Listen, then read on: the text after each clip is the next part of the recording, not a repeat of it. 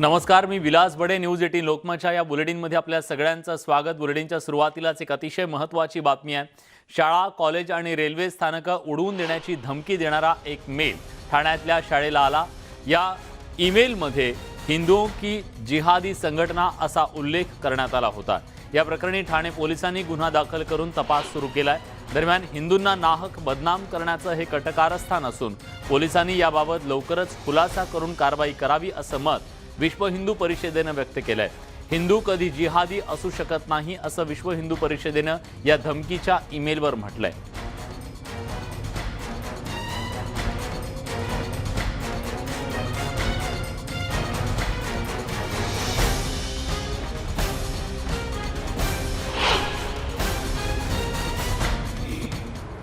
जिहादी आतंकियों ने हिंदुओं का नाम बदनाम करने के लिए इस प्रकार के षड्यंत्र रचे हैं और सभी जब ऐसा कृत्य किया है, ये आतंकवादी जिहादी औंधे मोही गिरे हैं.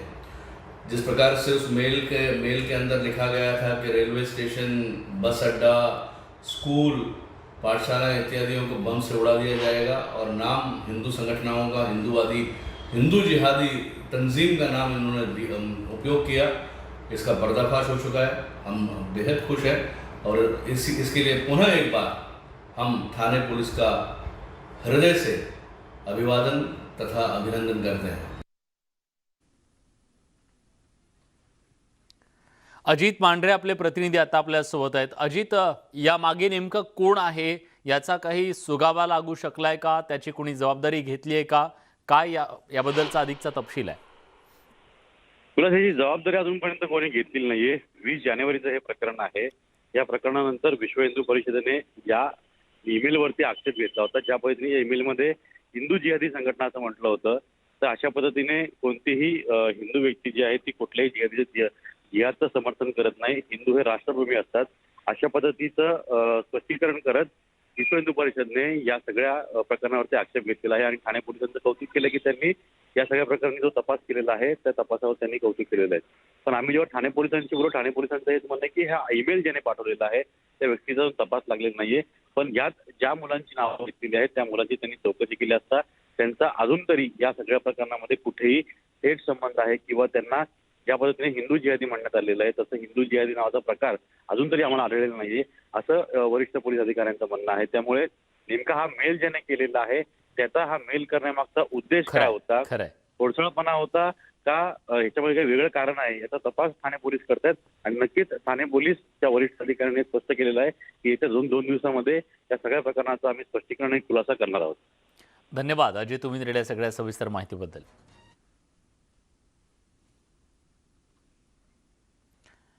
त्यामुळे ठाण्यातला अतिशय गंभीर असा हा प्रकार आहे. एक धमकीचा ईमेल आला, हा खोडसाळपणा आहे. त्याचा उद्देश नेमका काय आहे हा ईमेल पाठवणाऱ्याचा हे अजून समोर येऊ शकलेलं नाहीये. पण या सगळ्या संदर्भात आता पोलीस अधिक कसून तपास करतायत.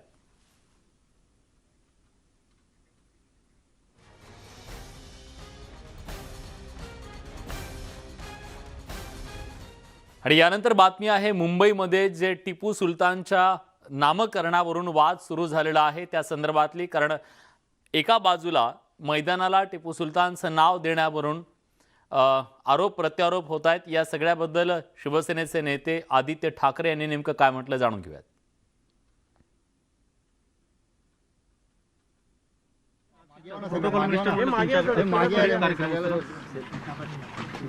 ओके, रोलिंग रोल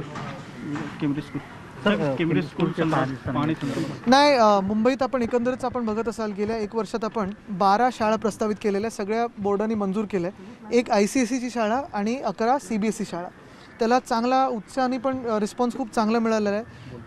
पालकांनी देखील चांगले ॲडमिशन फॉर्म्स, म्हणजे जिथे 4000 सीट्स होते तिथे 10,000पर्यंत आम्हाला ॲडमिशन फॉर्म आलेले.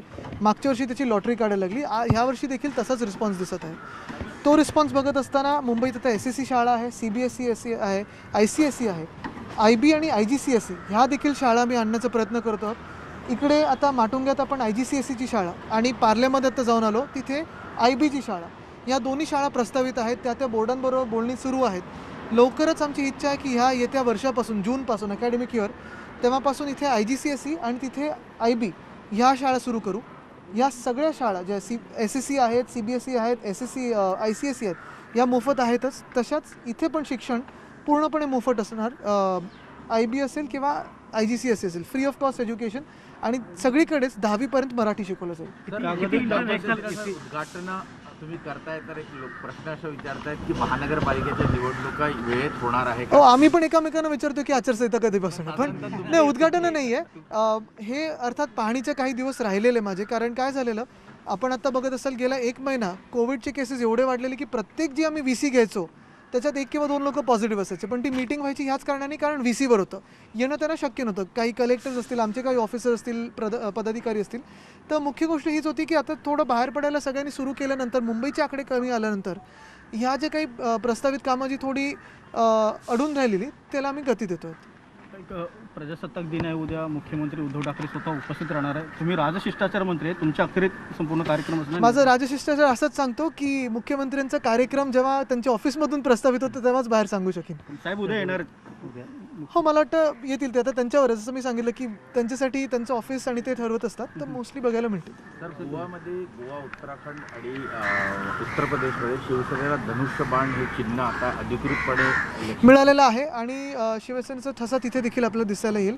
मणिपूरमध्ये देखील आम्ही निवडणूक लढवणार आहोत, तिथे देखील आपल्याला काही उमेदवार दिसतील. आणि गोव्यात जाईन, उत्तर प्रदेशमध्ये पण जाईन प्रचारासाठी, आणि नक्कीच संजय राऊत साहेबांनी तिकडचं जे काही धुरा आहे ते सांभाळत आहेत. आपले इथून आमदार, खासदार, काही मंडळी इथून प्रचारासाठी जाणार आहेत. हिंदी में अगर बता दें कहाँ प्रचार के लिए जाने वाले और किस तरह से, कब से आपका प्रचार? गोवा, उत्तर प्रदेश, मणिपुर, ये जहाँ चुनाव होने जा रहे हैं वहाँ शिवसेना अपनी ओर से कैंडिडेट्स खड़े करेंगे, उम्मीदवार आएंगे वहाँ, और यही हमारी कोशिश रहेगी कि हर घर जाके प्रचार हो और जो भी हो शिवसेना को वोट लाए. आप प्रचार करने बिल्कुल जाएंगे, हम गोवा जाएंगे, उत्तर प्रदेश जाएंगे.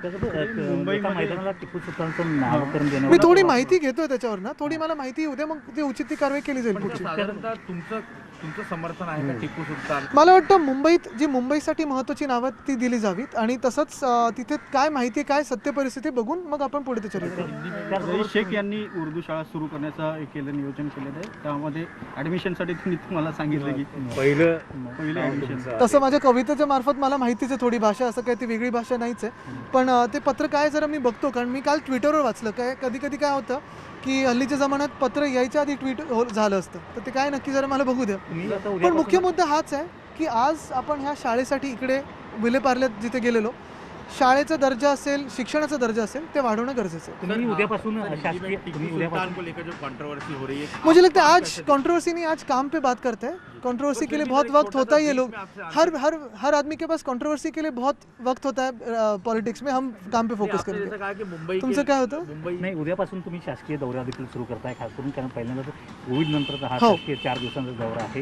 काय दौरा असेल, काय काय उद्या संभाजीनगर आणि परवा परत नाशिक असे काही दौरे घेतलेले आहेत. तिकडे माझी वसुंधरा असेल, पर्यटनाचे जे काही आमच्या पॉलिसीज आहेत ते इम्प्लिमेंट कशा होतात, अजंठा, एलोरा, वेळूर इथे पण जाणार आहे. आणि नाशिकमध्ये अर्थात ज्या गावाला आपण पहिला तो पूल बांधून दिला, मग तिथून आता पाण्याचा प्रस्ताव, मला आज प्रमा पण मिळालेली आहे, टेंडर लवकर निघेल, तर तिथे देखील भेट देणार आहे.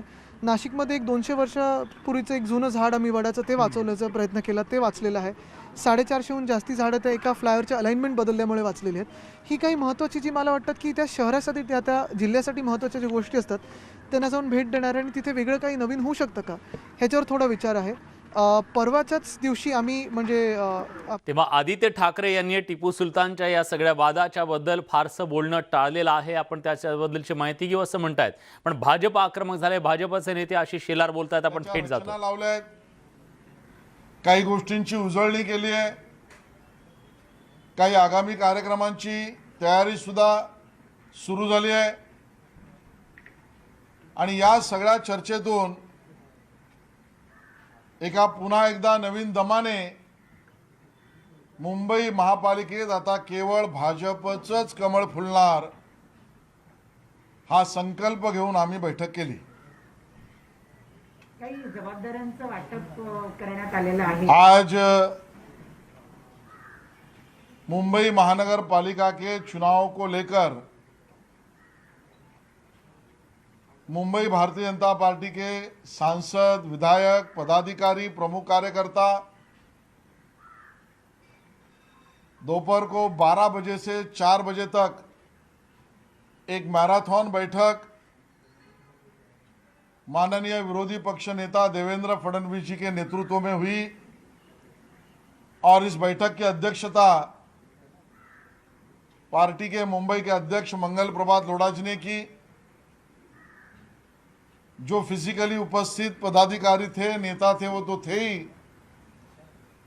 लेकिन चुनाव की यूपी और गोवा की जिम्मेदारी के कारण जो लोग उपस्थित नहीं थे उनसे वर्चुअली भी बात हुई। हमने संकल्प बना लिया है, जब भी चुनाव हो मुंबई महानगर पालिका में सत्ता में बैठे हुए लोगों को जनहित के काम के कारण परास्त करना और मुंबई महानगर पालिका में भारतीय जनता पार्टी का कमल खिलाना, इसके लिए आगामी कार्यक्रमों की रचना, संगठनात्मक तैयारियां, कुछ नैरेटिव्स, कुछ प्लानिंग, कुछ आगे आने वाले समय के मुद्दे, इन सभी बातों को लेकर ठीक प्लानिंग की है। हम अब चुनाव की राह देख रहे हैं। मुंबई पालिका निवडणूक धन्यवाद।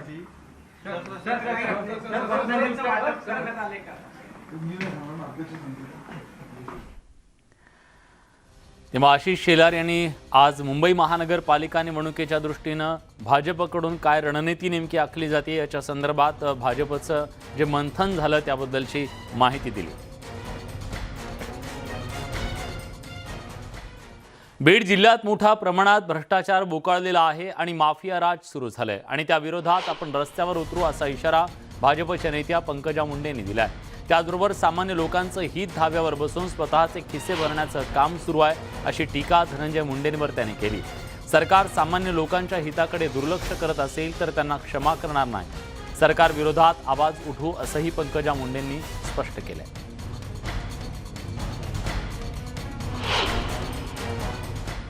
सरकार जेव्हा बदललं तेव्हा नवीन मंत्री झाले होते म्हणून त्यांना लगेच टीका नको, त्यांना वेळ द्यावा, स्थिर होण्यासाठी म्हणून थांबलो। त्याच्यानंतर आम्ही कोविड होतं, कोविडमध्ये राजकारण नको म्हणून थांबलो। असं सगळं बघत असताना ह्यांनी जो भ्रष्टाचार इथे बोकाळलेला आहे, जो माफिया राज इथे सुरू झालेला आहे, सामान्य माणसाचं हित धाब्यावर बसून जे स्वतःचे खिसे भरण्याचं राजकारण बीड जिल्ह्यामध्ये चालू आहे, याच्यावर आता आम्ही गप्प बसणार नाही। कारण हे कुणाचे वैयक्तिक स्टेप सरकार, हे सामान्य माणसाच्या हितासाठी आलेलं सरकार आहे। तुम्हाला दिलेली पदे सामान्य माणसांनी दिलेली आहेत, सामान्य माणसाच्या हितासाठी। तर त्याच्यावर जर दुर्लक्ष झालं तर त्याला आम्ही क्षमा करणार नाही। आम्ही आवाज उचलू आणि आम्ही रस्त्यावर उतरून आवाज उचलू, आम्ही जिथे पाहिजे तिथे न्याय मागू आणि आम्ही बीड जिल्ह्याच्या जनतेच्या हितासाठी होऊ। बीडच्या जिल्हाध्यक्षाची मुलगी केसमध्ये नगरपंचायतला उभी होती। मग पालकमंत्र्यांचं काय म्हणणं आहे की तिथे त्यांनी म्हणले की आम्ही चिन्ह घेतलं नाही। ठीक आहे, आम्ही चिन्ह नाही घेतलं हे जग जाहीर आहे, पण तुम्ही पडलात का हे सांगा। तुमच्या चिन्हावरचे लोक का नाही निवडून आले? तुमच्या जिल्हाध्यक्षाची मुलगी स्वतः पडली, त्याचं कारण काय? ह्याचे उत्तर त्यांनी द्यायचे। आता आम्ही प्रश्न विचारण्याच्या भूमिकेतून उत्तर त्यांनी द्यायचे। राज्य परिवहन एसटी महामंडळाचं राज्य सरकारमध्ये विलीनीकरण करण्यात यावं या मागणीसाठी एसटी कर्मचारी मागील 3 महिन्यांपासून आंदोलन करत आहेत। त्यामुळे आपल्या एसटीचं चाक थांबलंय, तर सर्वसामान्य प्रवाशांची प्रचंड लूट सुरू आहे। मात्र एसटी बसस्थानक परिसरात व्यवसाय करून उपजीविका भागवणाऱ्या परवानाधारक व्यावसायिकांवर सुद्धा या संपामुळे उपासमारीची वेळ आली आहे। एसटी आगारात पाण्याच्या बाटल्या, रसवंती आणि इतर लहान मोठे खाद्यपदार्थ विकणारे छोटे मोठे व्यावसायिक आज रस्त्यावर आले।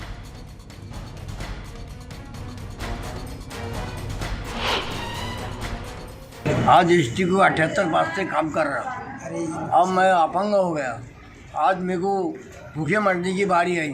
एसटी ने मेरा भाड़ा माफ़ करने को ना, मेरे को एसटी से ये विनंती है, आज पर्यंत तो मैं खुद भी नहीं है, मेरा माल सड़ रहा, मेरे घर को बच्चे भूखे मर रहे, मेरे पे घरदार ठर रहा। तेव्हा या माणसांची होणारी उपासमार टळायला हवी। यासोबत बुलेटिनमध्ये आपण एक छोटासा ब्रेक घेतोय। कुठे जाऊ नका, पहा फक्त न्यूज 18 लोकमत।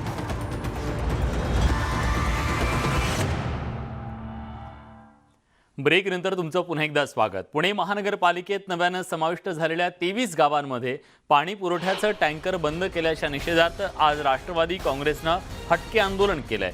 खेळण्यातला टँकर महापालिकेला भेट देऊन राष्ट्रवादीने निषेध केलाय। पुणे महानगरपालिकेच्या पायऱ्यांवर राष्ट्रवादीच्या कार्यकर्त्यांनी ठिय्या मांडला। शहराध्यक्ष प्रशांत जगताप यांच्या नेतृत्वाखाली हे आंदोलन करण्यात आलं।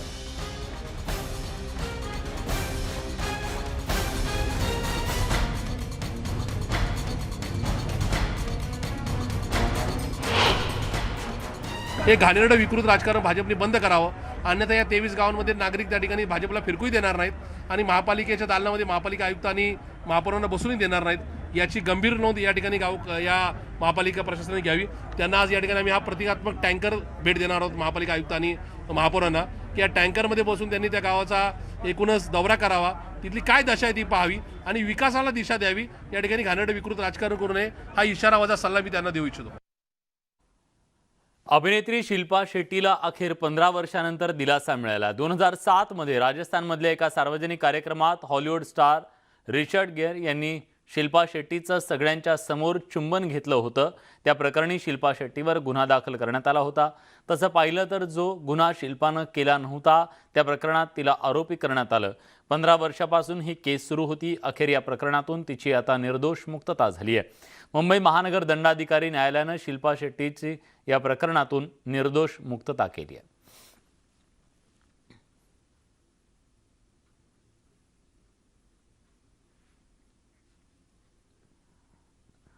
या सगळ्या महत्त्वाच्या घडामोडींसोबत बुलेटिनमध्ये आपण इथेच थांबतोय। ताज्या घडामोडींसाठी बघत रहा न्यूज 18 लोकमत।